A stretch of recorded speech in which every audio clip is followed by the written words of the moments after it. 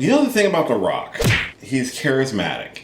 He's electrifying. He is, again, for old school wrestling fans, he's the people's champion. He doesn't blend into roles very well. Ladies and gentlemen.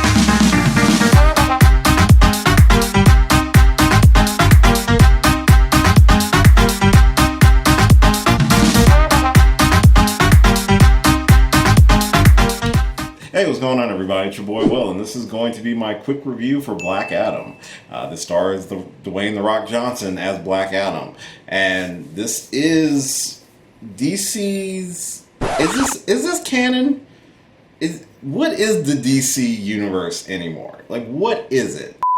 I don't think this movie helped me figure that part out. But before I talk about the movie, if this happens to be your first time checking me out, my name's Will, and I do geeky stuff on the internet. I do reviews and reactions and other types of content on this channel, and I have a lot of fun doing it.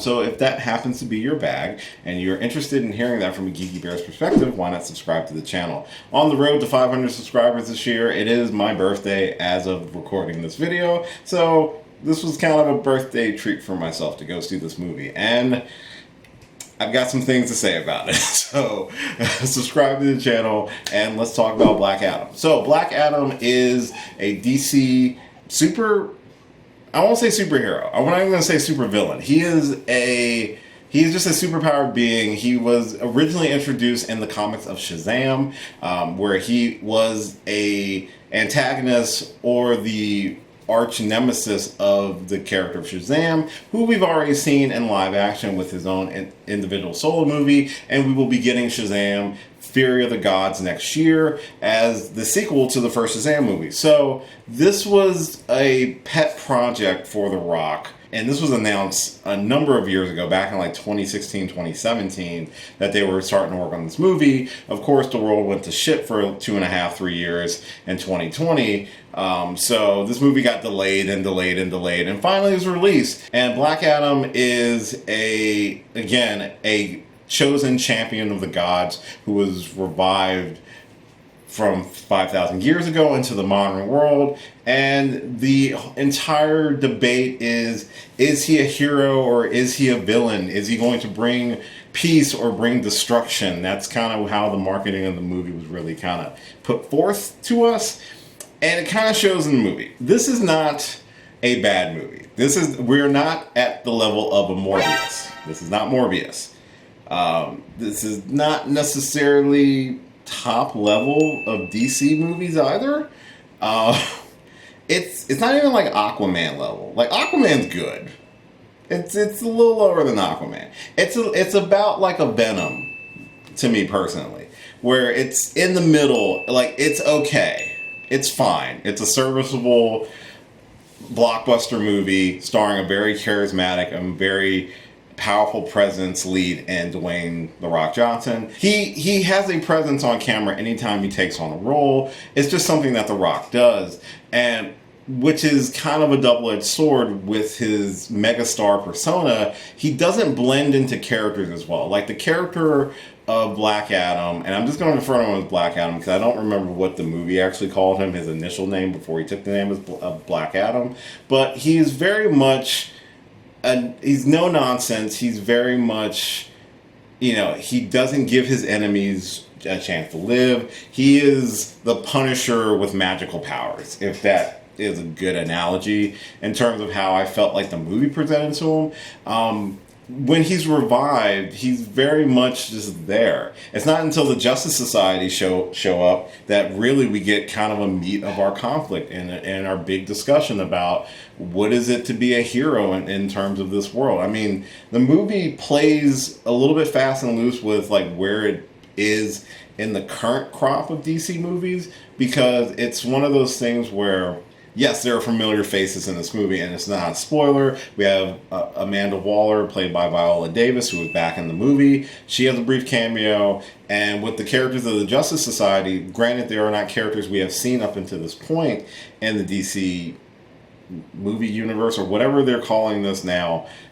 it's kind of confusing, but they are characters that live in a world where we've gotten references to the Justice League and things like that in this movie, and even a cameo, which has kind of already been spoiled, but I'm not going to spoil it in the video. But you can kind of guess there's a particular person who is back as a character that a lot of people are excited about, and I'm one of those people who are excited to see this character return. That's a post-credit scene at the end of the movie, so just make sure you stick around. In terms of a story, pretty by the numbers. It's not breaking new ground. Like, this movie does not break any new ground.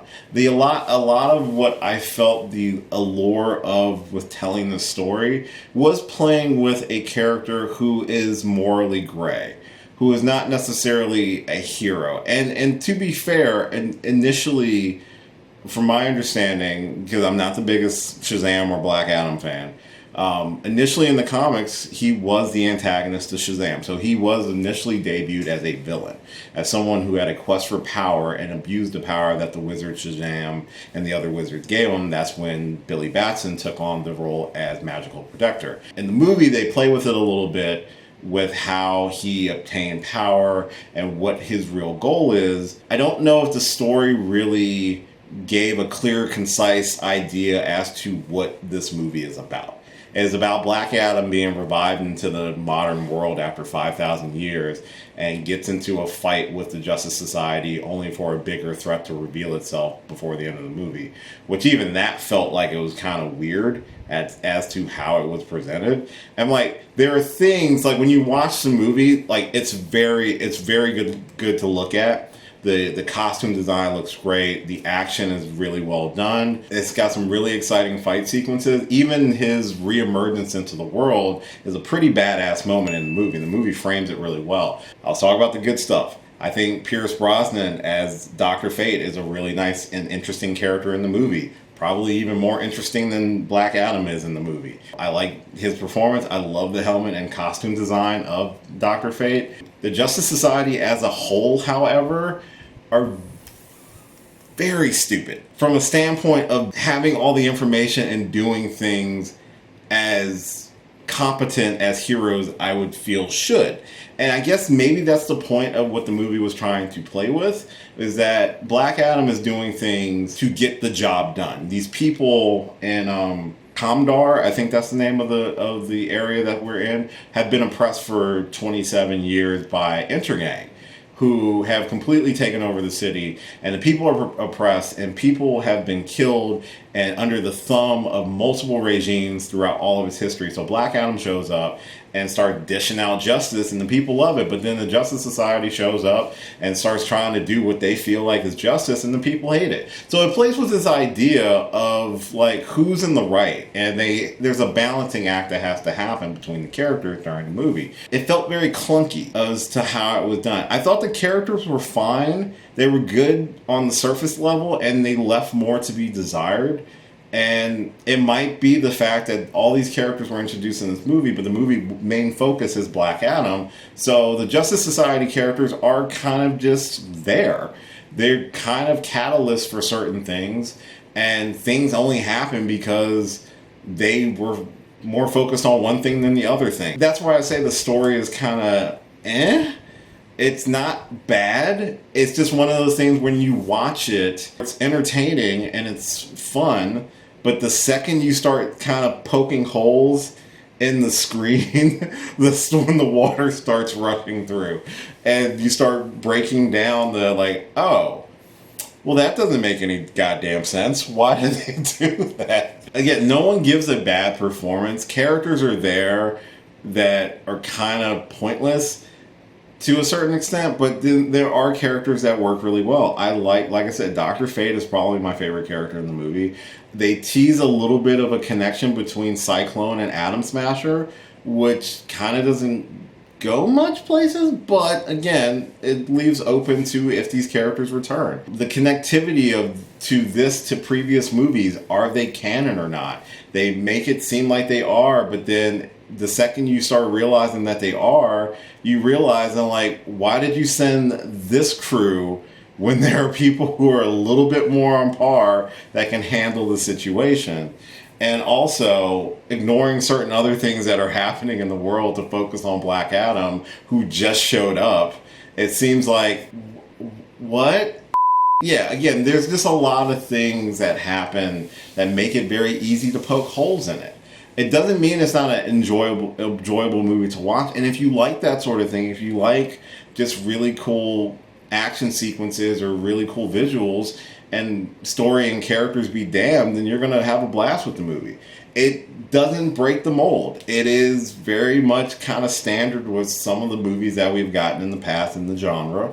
It doesn't have to break the mold. It doesn't have to be world altering or anything like that. But at this point, it needs to do something slightly more than just a surface level thing, at least for myself. I didn't dislike the movie. I actually enjoyed a lot of elements of the movie. The story was not one of those things. The story was very kind of basic, but I do like some of the characters.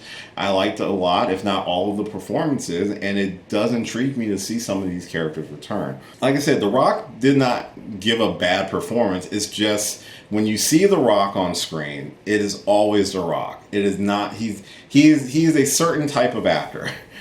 Which is not a bad thing. There are action stars, and then there are like actors and people who can blend into roles. Certainly, The Rock has always played characters who felt like they were made tailor to him. Where entering a role that is a pre-existing character, when you surpass that character, you don't see the character anymore. You just see the actor. And that's kind of what I felt through a lot of the movie. It was like, I just see The Rock cosplaying as Black Adam, and for some reason he can shoot lightning out of his hand. But that's what it felt like, at least for me. Does that mean it was a bad movie? No. I say it's a solid B- for me. Which is pretty on par with stuff like a Venom, or even stuff like... I'll throw a Marvel one in there just to make this seem more balanced. Well, no, Venom is a Marvel one. So yeah, it's like a Venom, or it's even like an Ant-Man and the Wasp or something like that. You know, where it's like, it's good middle range. It's not like top tier stuff, so to speak. The biggest gripe I have with this movie, and it sounds like I was ragging on the movie, but again, it's not bad. But the biggest gripe I have is from a visual standpoint. I've been editing for a number of years now. Again, I'm not an expert when it comes to editing. I'm still kind of entry level to intermediate. But there is something that this movie does that is clearly a stylistic choice. And this doesn't spoil anything from the movie, so this is still a non-spoilery quick review. There are multiple, if not every so often, during any action piece in this movie, that every 3 to 5 seconds, it shifts from normal speed to slow motion to normal speed to slow motion. It took me out of the movie so many times. And that is not any of the actors' fault. It's not any of the story's fault or anything. It is literally a visual effect choice that is made to make it look more stylistic, to make the action feel more kinetic. A lot of movies do it, but this, for some reason, it felt so overdone when I was watching this movie, and it just took me out of it. And I'm like, I felt like I was having a stroke for a minute, because I'm like, okay, stop it. Just go normal speed or go full slow motion. It's like, what are you doing? That's my only major gripe with this movie. Other stuff is like, again, it's just, I wasn't super duper impressed, but it wasn't like it was a snooze fest. It wasn't bad. It just felt middle of the road. Yeah, it was the middle of the road. Middle of the road and not breaking the formula is not a bad thing, but other movies have done it better. A lot of movies have done it worse. So this is a B- for me. So those are just my raw thoughts on Black Adam. I don't think it's a waste of time if you want to go see it. Again, you might enjoy it a lot more than I did, and that's awesome. More power to you. There's movies for everyone. This clearly has its audience. I'm kind of in like a foot into that, but I'm not like all the way in. The potential for the character is there. the potential for the crossover is there. I just need Warner Brothers and DC to figure out what they want to do.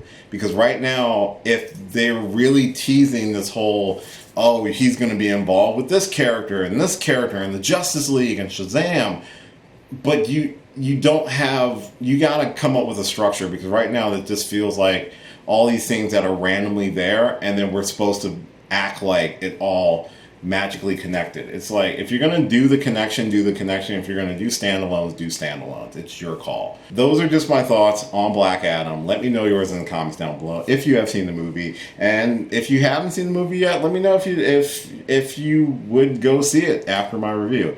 I hope you do, because I always tell people, make sure you form your own opinion. I'm just giving you my general thoughts of the movie and what I liked and what I didn't like about it. You take it however you want, but my word is not law on anything. Thank you so much for checking out this and all of my videos. I really do appreciate it. I hope you enjoyed this review. I hope you like this video. I hope you like a lot of the videos that I do on this channel, and I hope you will consider, if not or have already subscribed to the channel.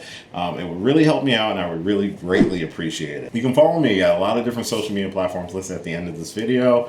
I do have a ton of videos, like I said, that you're more than welcome to check out. Like, share, subscribe, all that fun stuff. As always, until next time, I will catch you later. Hey, thanks for watching this video. If you did like this video, why not give me a thumbs up and share it with your friends? You can subscribe to the channel by clicking on my gorgeous little face right over there. You can follow me on all the various social media platforms right below. And last but certainly not least, if you've got a few extra minutes, why not check out one of the lovely videos floating right over here.